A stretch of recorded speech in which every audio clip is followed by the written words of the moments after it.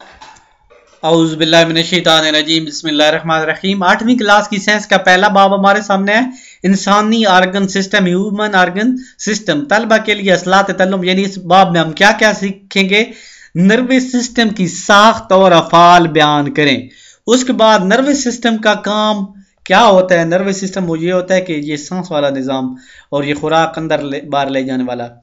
اس کے بعد ایک مثال کی مدد سے ریفلیکس ایکشن کی وضاحت کرے ارادی اور غیر ارادی افعال میں فرق کر سکیں نظام اخراج کی تعریف کر سکیں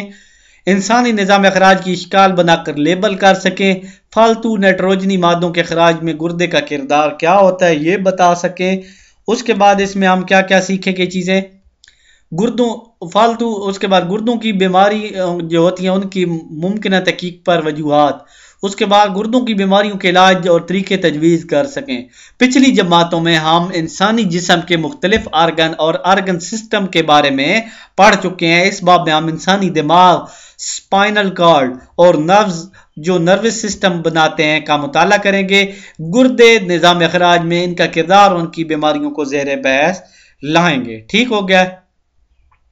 تو یہاں سے ہم انشاءاللہ نیکسٹ ویڈیو میں یہ پڑھیں گے کہ نروس سسٹم پچھلی ویڈیو میں ہم نے یہ پڑھ لیا ہے کہ یہ اس باب میں ہم نے کیا پڑھنا ہے اس ویڈیو کے ساتھ اجازت چاہوں گا اللہ حافظ